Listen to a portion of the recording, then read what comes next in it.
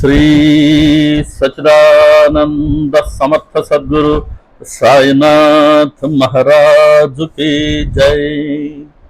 गुरुमध्ये स्थितं विश्वं विश्वमध्ये स्थितो गुरुः गुरुर्विश्वं न चान्योस्ति तस्मै श्री गुरवे नमः तस्मै श्री गुरवे नमः।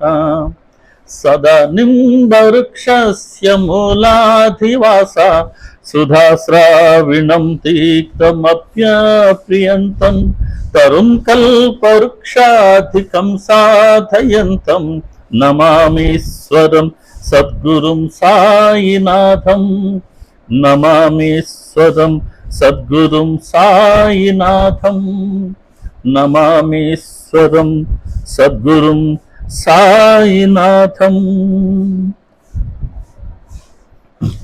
సాయి కృపతో సాయి ప్రేరణతో సాయి సన్నిధిలో మన జూమ్ యాప్ ద్వారా ప్రతిరోజు పారాయణ మరియు సత్సంగ కార్యక్రమాల్లో జాయిన్ అవుతున్న సాయి కుటుంబంలోని సహచర సభ్యులైన మీ ప్రతి ఒక్కరికిను అలాగే ఈ సాయంత్రం మన అందరికీ తమ సన్నిధిని ప్రసాదించి తమ స్మరణ చేసుకునే భాగ్యాన్ని ప్రసాదించిన సమర్థ సద్గురువు సాయినాథుని దివ్య పాద పద్మాలకి నమస్కారం చెల్లిస్తున్నాను। మనం మన సాయి వేదం సచ్చరిత్రలో బాబా గారిని 4 రకాలుగా వాక్కులుగా వర్ణిస్తారు కదా, పర, పశ్యంతి, మధ్యమ, వైఖరి। అలా పరావాక్కు ద్వారా మళ్ళీ బాబా గారిని లీలల్ని మనం పదే పదే మననం చేసుకుంటూ ఉంటాం। కారణం ఏంటంటే కృతయుగంలో ఎందుకు బాబా గారి కథలు మనం సచ్చరిత ఎందుకు మనం పారాయణ చేసుకోవాలి, ఎందుకు మనం సత్సంగాల ద్వారా అదే బాబా గారి కథలు అదే బాబా గారి లీలలు పదే పదే ఎందుకు వినాలి, ఎందుకు మననం చేసుకోవాలి అని అంటే దానికి సచ్చరితలో మనకు చెప్పిన సత్యం ఏంటంటే 3వ అధ్యాయం అనుకుంటాను। కృతయుగంలో శమధమాదులతో కూడిన ధ్యానంతోనూ అంటే పరమార్థాన్ని సాధించుకోవటానికి లేదా భగవంతుడి దగ్గర కావటానికి భగవంతుడిని దర్శించుకోవటానికి ఆ యుగాన్ని బట్టి ఒక్కొక్క సాధన మార్గాన్ని సూచించారు శాస్త్రంలో। అలా కృతయుగంలో ధ్యానంతోనూ, త్రేతాయుగం రాముల వారు అవతరించినటువంటి ఆ యుగంలో యజ్ఞ యాగాదులతోనూ, ద్వాపరయుగం జగద్గురు శ్రీకృష్ణ పరమాత్మ అవతరించిన యుగంలో పూజ అర్చనాదులతోనూ, అలాగే కలియుగంలో గురువు యొక్క నామ కథ గుణ సంకీర్తన ద్వారాను మనం పరమార్థాన్ని సాధించవచ్చు అని చెప్పింది। మనం చేస్తున్నది అదే కాబట్టి పదే సాయి నామాన్ని పలుకుతూ ఉన్నాం। బాబా గారు ఇచ్చిన వరం అదే, సాయి సాయి అని చేసే నామస్మరణ కలియుగంలోని సకల దోషాలను దహించి వేస్తుంది। దాని మించి ఏం కావాలి, దోషాలు చేస్తూనే ఉంటాం, అది ఒక జన్మ హక్కు మనకు।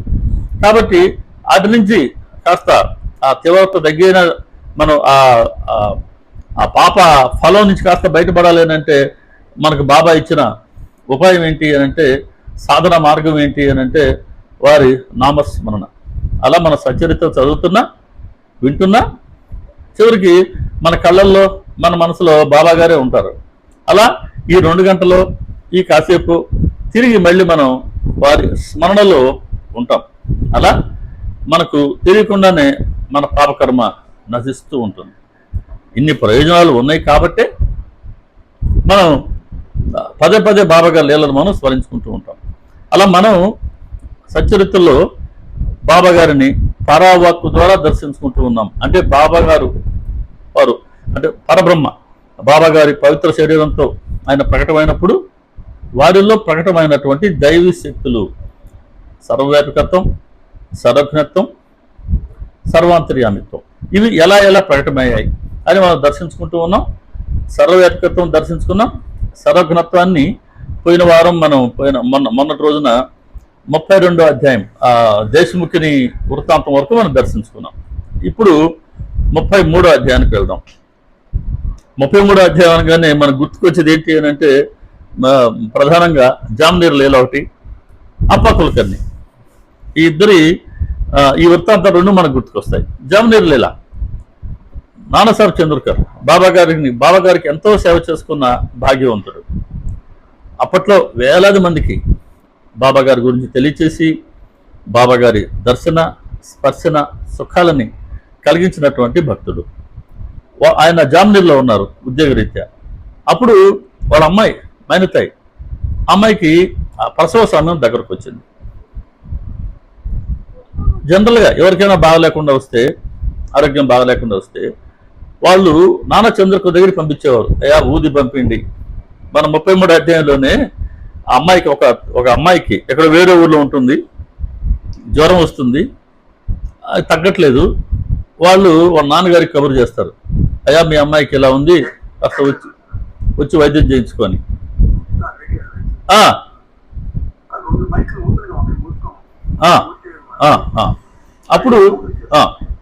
అప్పుడు ఆయన వార్తాహరుడు వెతుక్కుంటూ వెళ్తుంటే ఈయన కళ్యాణ్లో ఆయన రైల్వే స్టేషన్కి వెళ్తున్నారు నానాసాహెబ్ చంద్రకర్ తమ భార్యతో కలిసి. అప్పుడు వీళ్ళ వాతావరణం చెప్పారు, అయ్యా పలానా వాళ్ళ అమ్మాయి వేరే ఊర్లో ఉంది, వాళ్ళకి ఆ అమ్మాయికి అర్జెంటుగా మీరు ఊది ఇవ్వాలి, బాబా గారిని స్మరించుకొని కాపాడండి పాపని అంటే ఆయన సమయంలో ఊది లేదు. ఇంకా రోడ్లో ఉండే మట్టిని తీసుకుని బాబా గారిని స్మరించుకుని తన భార్య నుదుట బొట్టు పెట్టారు. అంతే, ఏ క్షణం అయితే బాబా గారిని స్మరించి రోడ్లో మట్టిని తీసి ఆయన తన భార్య నుదుటన బొట్టు పెట్టారో ఆ క్షణం నుంచి ఆ ఊర్లో ఉన్నటువంటి అమ్మాయికి అనారోగ్యం కాస్త కుదుట పడుతూ అమ్మాయి శీఘ్రంగా కోలుకునింది. అటువంటి చంద్రకర్కి ఈరోజు వాళ్ళ అమ్మాయి ప్రసవేదన పడుతూ ఉంటే వాళ్ళ ఇంట్లో ఊది లేదు. చూడండి చమత్కారం ఎలా ఉంటుంది. ఊది లేదు. తరచూ షిరిడికి వెళ్ళొచ్చేవారు ఆయన, బాబా గారు ఊది ప్రసాదం ఇచ్చి పంపించేవారు కదా. ఆ సమయంలో వాళ్ళ ఇంట్లో ఊది లేదు. సరే, అమ్మాయికి నొప్పులు ఎక్కువ అవుతున్నాయి, ఆందోళన ఎక్కువైంది. అమ్మాయి అక్కడి నుంచి బాబా గారిని ప్రార్థించింది, బాబా నన్ను కాపాడండి అని. ఎక్కడి జామనీర్, ఎక్కడి షిరిడి. ఈ అమ్మాయి ప్రార్థన బాబా గారు ఆలకించారు. అప్పట్లో అక్కడ రామ్గీర్ బువా అని ఒక సాధువు ఉండేవాడు. ఆయన్ని బాబా గారు ఒక్కరే బాపుగీర్ అని ప్రేమగా పిలిచేవారట. బువా అంటే ఒక మంచి సాధువు అని, భగవంతుడిపై ఆధారపడిన ఒక సాధువు అని బువా అంటే. మహారాష్ట్రలో బువా అని పిలుస్తారు. సరే, ఆయనకి వాళ్ళ ఊరికి వెళ్ళాలని సంకల్పం కలిగింది. ఎక్కడెక్కడ ఎంతమందికి ఆయన తీగలు కదిలిస్తారు ఏంటి, బాబా గారి మనసులో సంకల్పం కలిగితే చాలు అది వెంటనే అది ఒక కార్యరూపాన్ని తీసుకునేలాగా ఎవరెవరు పాత్రధారులు కావాలో వాళ్ళందరి హృదయంలో తీగ అలా అలా కదులుతుంది. ఆయన సూత్రధారి, మనందరం పాత్రధారులం. అక్షరాల సత్యం అంతే. ఆయన ఎలా ఎలా కదిలిస్తే మనం అలా అలా కదులుతూ ఉంటాం. అలా ఆయన సంకల్పానుసారం ఇక్కడ ఈ రామగిరి బువాకి తన ఊరికి వెళ్ళాలి అన్న ఆలోచన వచ్చింది. వచ్చి బాబా గారిని ఆయన అడిగారు, బాబా మా ఊరు దాకా వెళ్ళొస్తాను. సరే, వెళ్తూ వెళ్తూ ముందు నువ్వు జామనీర్ వెళ్ళు, నానాసాహెబ్ చంద్రకర్ యొక్క యోగక్షేమాలు కనుక్కో, తర్వాత అక్కడి నుంచి నువ్వు మీ ఊరికి పోదువు కానీ అని అక్కడే అట్కర్ రాసినటువంటి పాటనిచ్చారు. కాగితం మీద రాసి శ్యామ చేత కొంత ఊదినిచ్చారు. ఇదో ఈ ఊది నువ్వు తీసుకో అని రామగిరి బువాకి ఇచ్చారు. ఈ ఊది అంటే వేరే కొంత ఊదిని చంద్రకర్ ఇంట్లో చంద్రకర్కి ఇవ్వమన్నారు. అలా ఆయన్ని ఆ ఊరికి వెళ్ళమన్నారు. ఒకసారి జల్గాం అనుకుంటాను, జల్గాం అనే ఊరు దగ్గర ఉండే జామనీర్. ఈయన సరే మరి జల్గాం వెళ్ళాలి రైల్లో అంటే ఆయన దగ్గర 2 రూపాయలు ఉన్నాయి. నేను వీటితో జామనీర్కి ఎలా వెళ్ళగలను అని మనసులో చెప్పారు ఆయన బాబాతో. బాబా 2 రూపాయలు ఉన్నాయి, నేను ఎలా వెళ్ళాలంటే అన్నీ అవే ఏర్పడతాయి, నువ్వు నిశ్చింతగా వెళ్ళు. ఎంతటి సమర్థలో బాబా, నిజంగా ఎంతటి అదృష్టవంతులమో ఆయన దృష్టిలో ఉన్నాం. ఆయన అనుగ్రహాన్ని మనం పొందేందుకు ఏ రుణాల బంధమో తెలియదు, ఏ జన్మలో ఏం చేసుకున్నామో తెలియదు. ఆ 4 అధ్యాయాలు చెప్పినట్టుగా షిరిడిలో ప్రతిరోజు అనాయాసంగా బాబా గారి పాదాలను ముద్దు పెట్టుకుని వారి చరణ ధూళిని తమ మస్తకాలపై ధరించే షిరిడిలోని తృణ పాషాణాలు ధన్యం. షిరిడీలో మొలిచిన గడ్డి, షిరిడీలో చిన్న చిన్న రాళ్ళు, పెబుల్స్, స్టోన్స్, ఇవన్నీ ధన్యమట. కారణం ఏంటి? అవి బాబా గారి కోసం మసీదుకి పోవట్లే, అవి బాబా గారి కోసం ప్రయాసపడట్లే. బాబా గారే షిరిడీలో తిరుగుతూ ఆ గడ్డి మీద వారి పవిత్ర పాదం పడింది, ఈ రాళ్ళ మీద పడింది. అలా బాబా గారి చరణ ధూళిని అప్రయత్నంగా, అనాయాసంగా ఆ తృణపాషాణాలు పొందాయి కదా, అవి ఎంత ధన్యమో అంటారు హేమంత్ పంత్ గారు. ఆహా, ఎంత మంచి వర్ణన! అది కదా హృదయాన్ని స్పృశించేది, అది కదా బాబా గారి ఔన్నత్యాన్ని బాగా హైలైట్ చేసేది, అది కదా మనకున్నటువంటి మనం ఎంతటి అదృష్టవంతులో మనకు తెలిపేది. కాబట్టి మనం కూడా ఆయన అనుగ్రహం పొందున్నాం. మరి ఏమో ఆ రోజుల్లో ఆ గడ్డిగా, ఒక గడ్డి పువ్వుగా, ఒక గడ్డి పోచగా, ఒక చిన్న రాయిగా, లేదా ఒక చిన్న రాయిలో చిన్న భాగంగా, ఒక చిన్న ఇంతపాటి పీసుగా ఆయన పాదం కింద పడ్డామేమో, ఆయన పాద స్పర్శ ఆ రోజు పొందామేమో, వారి చరణ ధూళి అలాగా మన మస్తకంపై ఉన్నదేమో. కాబట్టే ఆయన మన పట్ల ఎంతో కరుణతో, మనం కోరుకోకపోయినప్పటికీ, మనకు ఆ సంకల్పం లేకపోయినప్పటికీ లాక్కొచ్చుకొని ఆయన చరణాల వద్ద కూర్చోబెట్టుకున్నారే. ఇదే కదా ఆయన ప్రేమ అంటే. ఆయన వదిలేస్తే ఎలా ఉండేవాళ్ళో తెలియదు, అది ఊహకే చాలా కష్టంగా ఉంటుంది. సరే, మళ్ళీ మన కథకు వస్తే,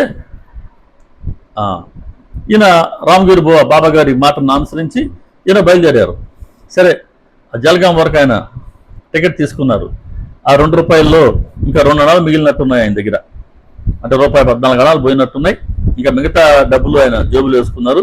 ఇక్కడి నుంచి మళ్ళీ జామ్నీర్ వెళ్ళాలని అంటే దాదాపు కొన్ని మైళ్ళ దూరం ఉంది. రెండే ఆప్షన్స్, రెండే ప్రత్యామ్నాయాలు. ఒకటి నడిచైనా పోవాలి, లేదా టాంగాలైనా పోవాలి. టాంగాలో పోవడానిక ఈయన వద్దుండే డబ్బు సరిపోదు, నడిచిపోవాలంటేనా అర్ధరాత్రి. మరి ఎలా అనుకుంటూ ఆలోచిస్తూ రైలు దిగి నిదానంగా బయటకు వస్తుంటే అప్పటికే ఆ వచ్చిన జనాన్ని ఎవరో ఒక సిపాయి అడుగుతున్నాడు, షిరిడీ నుండి వచ్చిన బాపు గిర్బువా ఎవరండి? షిరిడీ నుండి వచ్చిన బాపు గిర్బువా ఎవరండి? నేనే కదా షిరిడీ నుంచి వచ్చింది. వెళ్ళాడు, ఎదురు వెళ్ళాడు. అవునయ్యా, నేనే బాపు గిర్బువా అని. అయితే ఏంటి అయ్యా, రండి, మీకోసం నానాసాహెబ్ చంద్రకర్ టాంగాని పంపించాడు. అరే, నానాకి నేను వస్తున్నానని ఎలా తెలుసు అనుకున్నాడు. సరే, వెళ్ళారు, టాంగాలో వెళ్ళారు. తెల్లవారేసరికి వాళ్ళ ఊరికి వెళ్ళారు. అక్కడ ఈయన మూత్ర విసర్జన కోసంగా దిగడం జరిగింది బండి. తిరిగి వచ్చేసరికి టాంగా లేదు. సరే, చంద్రకర్ ఇంటి చిరునామాను కనుక్కున్నారు. చంద్రకర్ ఇంటికి వెళ్ళారు రామగిరి బువ్వ. ఆయనకి ఆ హారతి పాటని ఇచ్చారు, ఊది పొట్లాన్ని ఇచ్చారు, బాబాగారు పంపించారని. సరే, ఆ ఊది కలిపి నీటిని మైనతాయికి త్రాగించారు. సుఖప్రసవం అయింది. మరి సరే, టాంగావాడు లేడు, ఆ బండి లేదు. అడుగుతాడు ఈయన, ఏమండి మీరు పంపించిన ఆ టాంగా వాడు ఏడండి? టాంగానా? నేను పంపానా అంటాడు చంద్రకర్. చంద్రకర్కి ఏం తెలుసు? పాప ఆయన పంపలేదు కదా. అదేంటి మీరు పంపారని చెప్పారే? లేదండి, మీరు వస్తుంది నాకెలా తెలుస్తుంది? ఇప్పుడు కాదు కదా మనం సెల్ ఫోన్లో మెసేజ్ పెట్టడానికో, వాట్సాప్లో పెట్టడానికో, ఒక ఫోన్ చేయటానికో. ఆ రోజు బాబా గారు అన్నీ ఉన్నాయి, కానీ మళ్ళీ అంటే వాళ్ళకి అప్పుడు అందుబాటులో లేవు కదా ఇవన్నీ. బాబా గారు ఏంటి, ఆయన సర్వజ్ఞులు, ఆయన ఎప్పటి నుంచి అన్నీ ఆయన దగ్గర ఉన్నాయి. మరి ఎవరు చేసిన ఏర్పాటు ఇది? ఎవరు చేసిన ఏర్పాటు అని యాదృచ్ఛికంగానే అనుకోకుండా ఉండేందుకే ఆయన బాబా గారు బాపుగీర్ అని పిలిచేవారు ప్రేమగా. ఇప్పుడు ఇక్కడ కూడా సిపాయి ఏమని పిలిచాడు? షిరిడి నుండి వచ్చిన బాపుగీర్ బువా ఎవరని అన్నాడు తప్పించి రామ్గిర్ బువా ఎవరండి అని అనలేదు. అంటే ఈ సర్వం ఏర్పాటు చేసింది బాబా గారే. అదే సర్వకర్తం అంటే. మైనతాయికి ఇక్కడ బాగలేదో తెలుసు, అమ్మాయికి ఊది ప్రసాదం పంపించాలని తెలుసు, అమ్మాయిని కాపాడుకోవాలా. దానికి చూడండి, ఆ సిపాయి తనే అయ్యాడా, ఆ గుర్ర బండి తనే అయినారా, గుర్రవు తనే అయ్యారా, ఆ జాటి తనే అయ్యారా, ఇంకో తిన్నటువంటి ఆ బెల్లపు అప్పాలనండి, ఆ పాలకోవాలనండి, మామిడిపళ్ళు అనండి, అన్నీ తానే కాలేదా? కొన్ని మైళ్ళ దూరం గుర్రంలాగా ఆయన బండిని లాగారే. ఎవరి పట్ల ప్రేమతో? దానివల్ల ఆయనకి ఏమన్నా ప్రయోజనమా? ఆయనకి ఏమన్నా సులాభమా? ఎంత ప్రేమ! ఎంతగా తమ శరీరాన్ని ఆయన కష్టపెట్టుకుంటారు. భక్తులే వారి బంధువులు. ఇందాక 7వ అధ్యాయంలో అన్న చదివారు. భక్తులే బాబా గారి బంధువులు అంటారు. కాబట్టి భక్తుల కోసం ఆయన తన సర్వజ్ఞతను ఉపయోగించుకొని ఎంతమందిని కాపాడుకున్నారో ఇది మనం జామ్నేర్ లీలలో మనం దర్శించుకుంటే. అలాగే అప్ప కులకర్ణి, ఈయన బాబా గారి భక్తుడయ్యారు. ఆయనకి ఇంట్లో బాలాభాటి అనుకుంటాను, ఆయనకు ఒక చిత్రపటం ఇచ్చారు బాబా గారిది. ఆయన దాన్ని ఇంట్లో పెట్టుకునేవారు. ప్రతిరోజు అంటే ప్రతి గురువారం బాబా గారి చిత్రపటానికి పూలమాల సమర్పించి నివేదన చేసేవారు. అలా బాబా గారి పట్ల మంచి భక్తుడు ఆయన. అప్పట్లో ఆయన సిపాయిగా నియమించారు బ్రిటిష్ గవర్నమెంట్. ఒక పర్యాయం ఈయన వేరే ఊరికి వెళ్ళవలసి వచ్చింది. భివాండి అనుకుంటాను, భివాండికి వెళ్ళాల్సి వచ్చింది. తొలినాళ్ళల్లో అయితే గ్రంథం చదువుతున్న తొలినాళ్ళల్లో అసలు ఒక్క పేరు గుర్తుండేది. చంద్రకర్ పేరు గుర్తుండేది కాదు, దబోల్కర్ పేరు గుర్తుండేది కాదు. మాల్సాపతి అంటారు, మెరికర్ అంటారు, కాకాసాహెబ్ దీక్షిత్ అంటారు, శ్యామ అంటారు. ఈ పేర్లన్నీ చాలా కన్ఫ్యూజివ్గా ఉన్నాయి.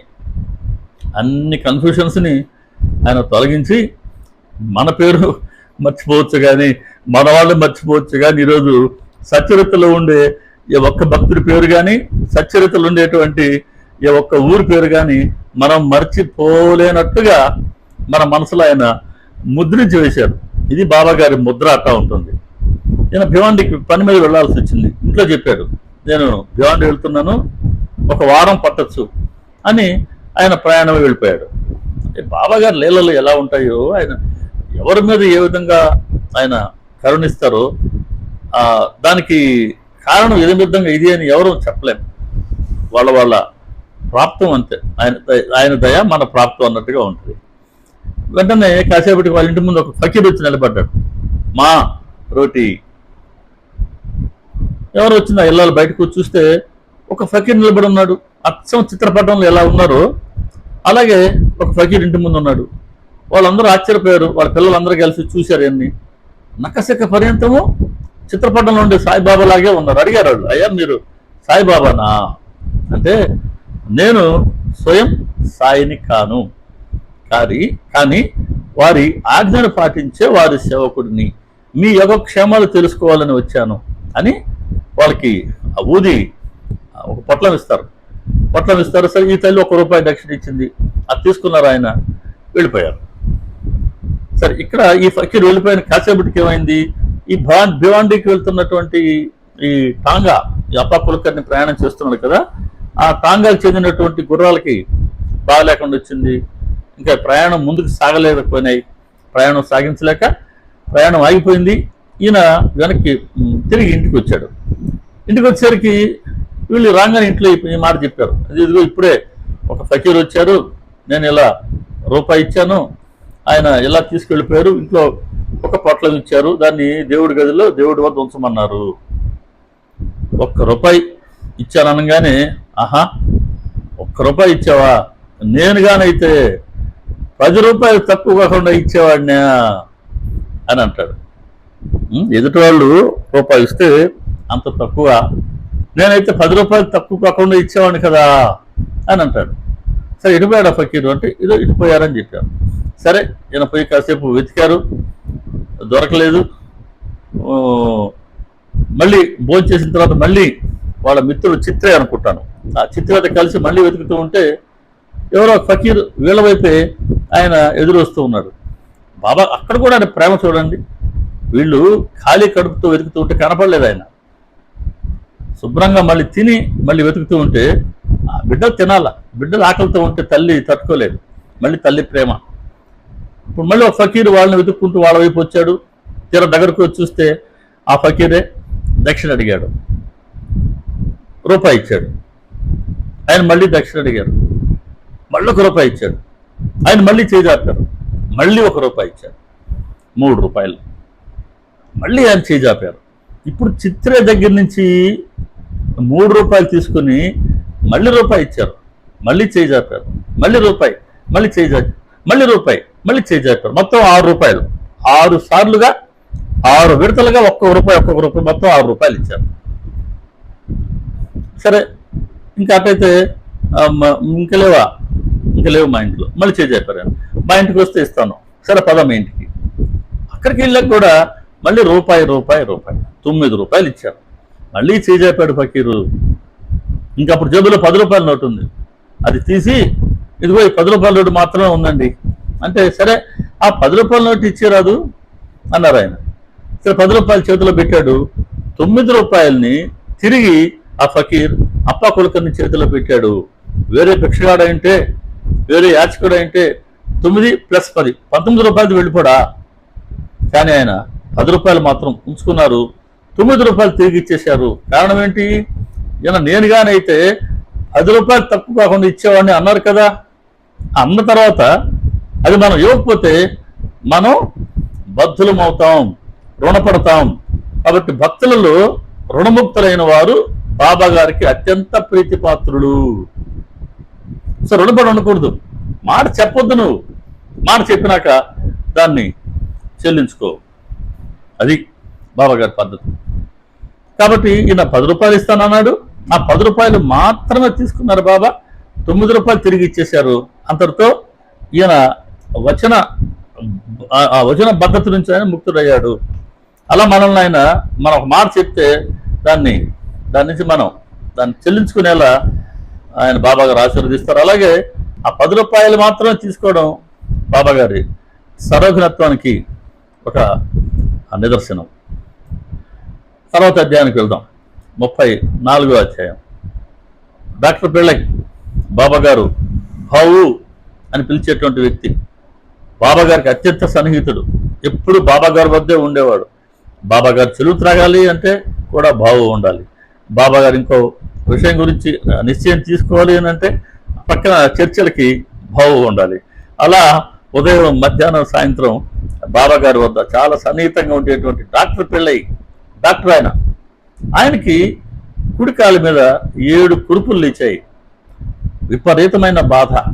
ఎటువంటి వైద్యానికి చికిత్సలకి అది నయం కాలేదు. విపరీతమైన నొప్పి. ఆ వయసులో 60 ఏళ్ల వయసు, భరించలేకపోతున్నాడు. ఈ చివరికి ఆ బాధను భరించలేక ఆత్మహత్య చేసుకుందామా అనుకుంటే ఆత్మహత్యతో ఒరిగేది ఏముండదు, పైపెచ్చు ఇంకొక పాపం దానికి తోడవుతుంది. కాబట్టి ఆయన ఆత్మహత్యకి పాల్పడలేదు. కానీ కాకసాబ్ దీక్షితుని పిలిచి ఆయనకు ఒక మనవి చేశారని, అయ్యా మీరు వెళ్ళి బాబా గారిని నా తరపున ప్రార్థించండి. ఇదిగో ఈ బాధనైతే నేను భరించలేకపోతున్నా, కర్మఫలాన్ని అనుభవించక తప్పదని నాకు తెలుసు. కాబట్టి ఇదిగో ఇప్పటికైతే ఈ జన్మకైతే మరణాన్ని ఇవ్వమనండి, తర్వాత 10 జన్మలు ఇవ్వమనండి. జన్మకి ఇంత కర్మఫలం చొప్పున, అంటే ఇన్స్టాల్మెంట్ వైజ్ ఇంత కర్మఫలం చొప్పున 10 జన్మలలో ఈ మొత్తం కర్మఫలాన్ని అనుభవిస్తాను. ఇప్పుడు మాత్రం నేను భరించలేకపోతూ ఉన్నా, నాకు మరణాన్ని ఇవ్వమని బాబా గారిని ప్రార్థించండి. సరే, దీక్షిత్ గారు వెళ్ళి బాబా గారికి మనవి చేశారు. ఇప్పుడు మనవి చేయాలనా? 12వ అధ్యాయం చెప్తుంది, ఎవరు చెప్పినా చెప్పకున్నా బాబా గారి మనసుకు వస్తేనే ఆయన ఏదైనా ఇచ్చేవారట. కాకుంటే ఒక భక్తుడి కోసం ఇంకో భక్తుడు పోయి ప్రయత్నం చేయడం అనేది బాబా గారికి ఎంతో ఇష్టం.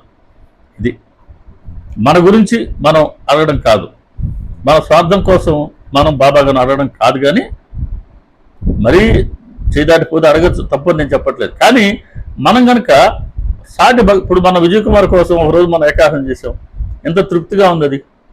సరే, కన్ను తెరుస్తూ ఉన్నాడు. సరే, టైం పట్టుద్ది అంటున్న వాళ్ళ అబ్బాయి చెప్పడం, కొంత టైం పట్టచ్చు అన్నారంట, ఇది బాగా రికవరీ కావాలంటే. అలాగే డాక్టర్స్ ఇచ్చే ట్రీట్మెంట్తో పాటుగా మన ఏకాహం కూడా దానికి తోడై ఆయన మళ్ళీ ఒకసారి మనతో కూర్చొని సత్సంగంలో కూర్చుంటే మనకు అంతకన్నా ఏం కావాలా? అలాగే కోరుకుందాం. సాటి భక్తుల కోసం కనుక మనం ఏదైనా ప్రార్థన చేస్తే బాబా గారికి అది చాలా ఇష్టం, ఆయన కరిగిపోతారు. ఇదే మాదిరికి దీక్షిత్ గారు వెళ్ళి బాబా గారిని ప్రార్థిస్తే బాబా గారు కరిగిపోయారు. బాబా ఏమంటున్నారు? 10 జన్మలు ఎందుకు, 10 రోజులు అనుభవిస్తే చాలు. ఆయన స్వార్థాన్ని, పరమార్థాన్ని అథవా మోక్షాన్ని కానీ ఇచ్చేందుకు సమర్థుడిని నేను ఉండగా బాబా గారు తమ గురించి ఎప్పుడు చెప్పలేదు అంటారు సచ్చరిత్రలో. అయ్యా, ఇంకెంతకన్నా నేను చెప్పాలి? స్వార్థాన్ని కానీ పరమార్థాన్ని కానీ అథవా మోక్షం అన్నాడండి. మోక్షాన్ని ఇవ్వడం అనేది ఆయనకి అథవా లెక్కలేనితనం. అది అంటే ఏమాత్రం దాన్ని పెద్దగా అంత అవ్వలేదుగా ఆయన ఇవ్వగలరు. ఒక 2 రూపాయలు మనం ఈరోజు దానం చేసినట్టుగా రూపాయి ఎవరు తీసుకోవటం వదిలేద్దాం. సో 2 రూపాయలని మనం అవలేలుగా ఎవరికైనా దానం చేసినట్టుగా ఆయన అవలేలుగా మోక్షాన్ని ఇచ్చే సమర్థులు. ఇటువంటి సమర్థుని నేను ఉండగా అతడు అనర్థదాయకమైన మరణాన్ని కోరుకుంటాడా? ఇదేనా అతని పురుషార్థం? అతను లేపి వీపుమై, అంటే నడవలేరు కదా ఆయన, కురుపు కదా, కాబట్టి వీపుపై కూర్చోబెట్టుకొని ఇక్కడ మోసుకొని రండి అని చెప్తున్నారు దీక్షిత్తో. నువ్వు పెళ్ళైకి చెప్పు, మనుషులకి ఏదన్నా సరే కష్టాలు కానీ సుఖాలు కానీ ఏమన్నా సరే ప్రారంభానుసారం వాళ్ళ కర్మఫలాలు ఒక ప్రవాహం వాళ్ళు వచ్చి పడతాయి. సుఖం వస్తే పొంగిపోకూడదు, కష్టం వస్తే కృంగిపోనకూడదు. ఎప్పుడు కూడా ధైర్యంతో వాటిని ఎదుర్కోవాలి. అతను తీసుకురండి, కలిసి పంచుకొని అనుభవిద్దాం అని అతనితో చెప్పండి. తీసుకొచ్చారు. బాబాగారు ప్రతి మాట వరమే, ప్రతి మాట వరమే. ప్రతి మాటలో వరం ఉంటుంది, ప్రతి పదంలో ఉంటుంది, ప్రతి అక్షరంలో ఉంటుంది, ప్రతి ఏత్వంలో ఉంటుంది, ప్రతి రైత్వంలో ఉంటుంది. వెరసి వెరసి వెరసి సచ్చరిత్ర అంటే అది బాబాగారు వరాల జల్లే. నాకు పదే ఇష్టం ఈ మాట చెప్పుకోవాలంటే. కాబట్టి కలిసి పంచుకొని అనుభవిద్దామని చెప్పండి. ఎవరు చెప్పగలరటండి? మన కర్మఫలాన్ని ఎవరు పంచుకొని అనుభవించగలరు? అమ్మ నాన్నకి సాధ్యం కాదే, తోడ పుట్టిన వాళ్ళకి సాధ్యం కాదే, బంధువులకి సాధ్యం కాదే, మిత్రులకి సాధ్యం కాదే, కట్టుకున్న వాళ్ళకి సాధ్యం కాదే, కడుపున పుట్టిన వాళ్ళకి సాధ్యం కాదే. ఎవరికి సాధ్యం కానిది ఒక్క సద్గురువుకి మాత్రమే సాధ్యమైనది. ఇది మనం గుర్తించాలి. అందుకే కలియుగంలో గురు నామ గుణ కథ సంకీర్తనతో మనం పరమార్థాన్ని పొందవచ్చు అని చెప్పింది అందుకే. కాబట్టి కలియుగం సద్గురువుల రాజ్యం. ఇక్కడ నేరుగా దేవీ దేవతలు వాళ్ళు దాంట్లో కలిగించుకోరు. దేవీ దేవతల కర్తవ్యాలన్నీ కూడా, వాళ్ళ కార్యాలన్నీ కూడా సద్గురువుల ద్వారానే నిర్వహించబడుతూ ఉంటాయి కలియుగంలో. ఇది సత్యం. సరే, ఆయన తీసుకొచ్చి కలిసి పంచుకొని అనుభవిద్దాం అన్నారు బాబా. తీసుకొచ్చి ఎదురుగా కూర్చోబెట్టారు. ఇక్కడ బాగా చక్కగా కూర్చో, కాలు చాపుకొని కూర్చో, హాయిగా ఉంటుందని దిండిచ్చి కాసేపట్లో కాకి వస్తుంది, అది పొడుస్తుంది, నీకు బాగైపోతుందిలే అంటారు. కాకి వస్తుందట, అది పొడుస్తుందట, నేను కాలు బాగైపోతుందట. బాగా క్రిక్కిరిసి ఉంది మసీదు. సాయం సమయం అయింది. మసీదులో దీపాలు వెలిగించే బాధ్యత అప్పట్లో అబ్దుల్లా చూసేవారు. అబ్దుల్లా నల్లగా ఉండేవాడు. అబ్దుల్లా ముక్కు కూడా బాగా పొడవుగా కాకిలాగా ఉండేది. అందుకని అబ్దుల్లా అబ్దుల్లా ప్రత్యేకత ఏంటంటే బాబా గారి దర్శనానికి వచ్చిన తొలి షిరిడీయేతర మహమ్మదీయ భక్తుడు ఈయన అబ్దుల్లా. ఎట్లాగైతే మన ఈయన దాము అన్న మనకు తొలి షిరిడీయేతర హైందవ భక్తుడు, అబ్దుల్లా తొలి షిరిడీయేతర మహమ్మదీయ భక్తుడు. అబ్దుల్లా రాగానే షిరిడికి బాబా అన్నారట, ఆలా మాలా క్రాలా, ఆలా మాలా క్రాలా, నా కాకి వచ్చింది అన్నారంట ఆయన. కాబట్టి ఆయన ప్రతి ఒక్కరిని ఏదో ఒక ఇటువంటి పేర్లతో పిలిచేవారు. కుంటి కాక, ముంబై కాక, మొసలి కాక, బడే బాబా, ఇలా బడే కాక, ఇలా శ్యామ, ఇదంతా బాబా గారు పెట్టిన పేర్లే కదా, వాళ్ళ అసలు పేర్లు కావు కదా. హేవాడ్ పంతు ఇట్లాంటివన్నీ కూడా అలా ఆయన్ని క్రాలా, కాకి అని పిలిచేవారు. అది బాబా చెప్పింది. కాసేపట్లో కాకి వస్తుంది, పొడుస్తుంది, నువ్వు బాగవుతావు అని చెప్పారు. సరే, అబ్దుల్లా ఈ జనంలో ఆయన దీపాలు వెలిగించుకుంటూ చాలా పొరపాటుగా గమనించకుండా కాలుతో ఈయన పెళ్ళయ్య గారి కాలు మీద వేసేసారు. బాగా సెప్టిక్ అయిపోయినటువంటి కాలు తగిలితేనే అంతంత నొప్పిగా పాపం అల్లాడుతుంటే దాని మీద కాలు పడిందంటే ఒక్కసారి ఊహించుకోండి ఎంత బాధను అనుభవించుంటాడో. ఒకసారి గౌరవంగా పెట్టేశాడు ఆయన, బాబా అని. సరే కాసేపు బాధపడ్డా, కాసేపటికి ఆ లోపల ఉన్నటువంటి ఆ చీము లాంటి ఆ వ్యర్థమంతా బయటకు వచ్చేసింది. బాబా గారు చెప్పినట్టుగా కేవలం ఊది లేపనం, ఊది సేవనంతో ఖచ్చితంగా 10 రోజుల్లో ఆయన పూర్తిగా బాగయ్యారు. కాబట్టి ఆలామాల క్రాల అని కాకిని పిలుచుకొని ఆ కాకి వచ్చి పొడుస్తుంది అని చెప్పి కాకితో పొడిపించి తమ సన్నిధిలోనే ఆయన కమ్మఫలాన్ని బాబా గారు స్వీకరించి, ఎక్కువ శాతాన్ని బాబా గారు స్వీకరించి ఆయన ఆ జబ్బుని నయం చేశారే, అది బాబాగారి ప్రేమకు, బాబాగారి సార్వజ్ఞత్వానికి ఒక చక్కటి ఉదాహరణ. 35వ అధ్యాయానికి వెళ్దాం. 35వ అధ్యాయంలో కాకా మహాజన్తో పాటుగా ఒక మిత్రుడు వస్తారు. ఆయన కండిషన్ ఏంటి? బాబా గారికి ఆయన పాద నమస్కారం చేయను అని, బాబా గారికి దక్షిణ ఇవ్వను అని వస్తారు. సరే సరే పర్లేదు, మీరు రండి బాబాను దర్శించుకోండి అని చెప్పారు ఆయన. ఇద్దరు కలిసి రావడం జరిగింది మసీదులోకి. కండిషన్ ఏంటి? నేను సాధువుకి నమస్కరించను ఒకటి, 2 నేను ఆ సాధువుకు దక్షిణ ఇవ్వను.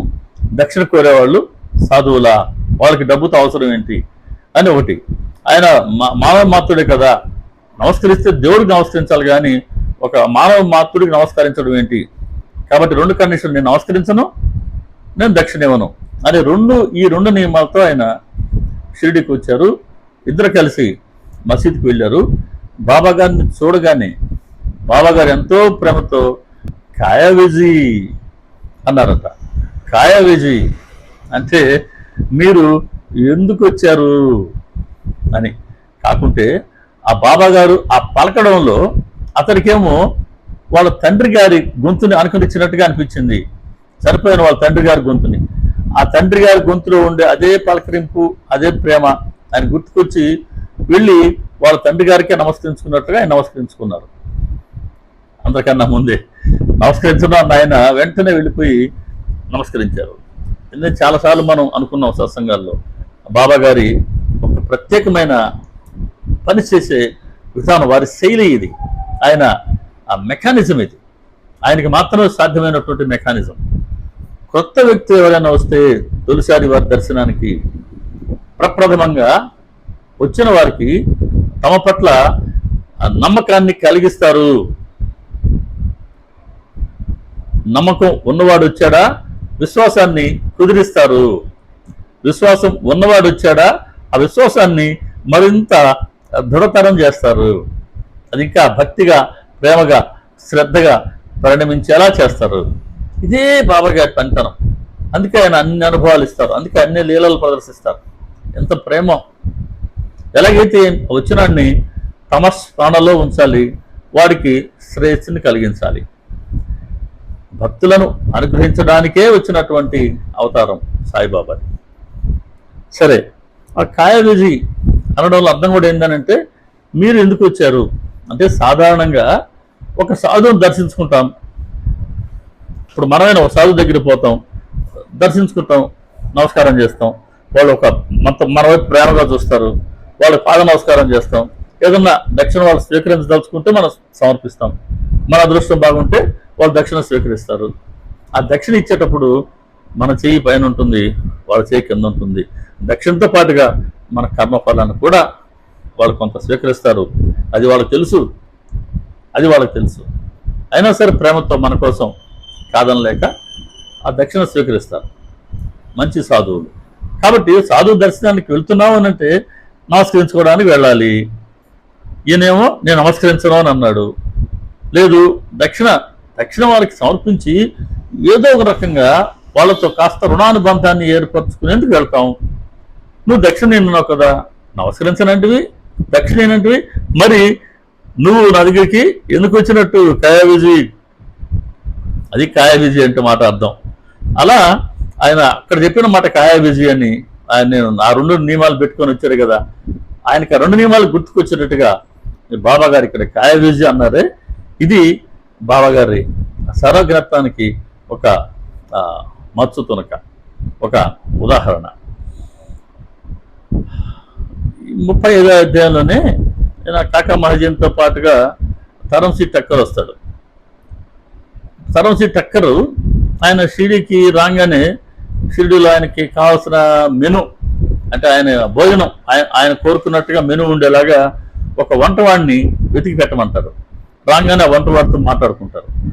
బాబాగారు దర్శనం కోసం అతను పోయినప్పుడు శ్యామ పరిచయం చేస్తారు బాబాగారికి, ఇతను మన కాకా మహాజన్ వాళ్ళ యజమాని బాబా అని. అరే, ఇతనెక్కడ కాకా మహాజన్ యజమాని? కాకా మహాజన్ యజమాని వేరే ఉన్నారు అని అంటూ, అయినా ఈ సేట్ షిరిడీకి వచ్చింది నా కోసం కాదు, ఇదిగో ఆ వంటవాడు, ఏ వంటవాడితో వీళ్ళు కూర్చుకొని ఉన్నారో ఆ వంటవాడు కూడా ఆ దుని దగ్గర నిలబడి ఉన్నారంట, ఇదిగో ఈ వంటవాడి కోసం వచ్చారు అని అన్నారంట. అంటే ఏమని, షిరిడీకి రాకముందే నాకు ఆ భోజనం ఉండాలా, నాకు ఈ భోజనం ఉండాలని మాట్లాడుకుని ఆ కోరుకున్న భోజనం ఏర్పాటు చేసుకునే వంటని మాట్లాడుకొని వచ్చినాడే. షిరిడీకి నా కోసం కాదబ్బా వచ్చింది, ఈ వంటవాడి కోసం అని బాబాగారు అక్కడ అతనిలో ఉండే ఆ జిహ్వని, జిహ్వ పట్ల ఉండే చాపల్యాన్ని తెలియచేశారే. ఇది బాబాగారి సర్వజ్ఞత్వానికి మరొక ఉదాహరణ. మళ్ళీ ఇంకొక సత్సంగంలో ఇంకా మిగతా అధ్యాయాల్లో ఉన్నటువంటి బాబాగారి సర్వజ్ఞత్వాన్ని మనం దర్శించుకుందాం. బాబాగారి స్మరణం మేరకు శ్రీ సచిదానంద సమర్థ సద్గురు సాయినాథ్ మహారాజు की जय। सर्वे जना सुखिनो भवन्तु, लोका समस्ता सुखिनो भवन्तु, समस्त सन्मंगलानि भवन्तु। ओम शांति शांति शांति। सर्वं श्री साईनाथार्पणमस्तु। शुभं भवतु। ओम तत्सत्।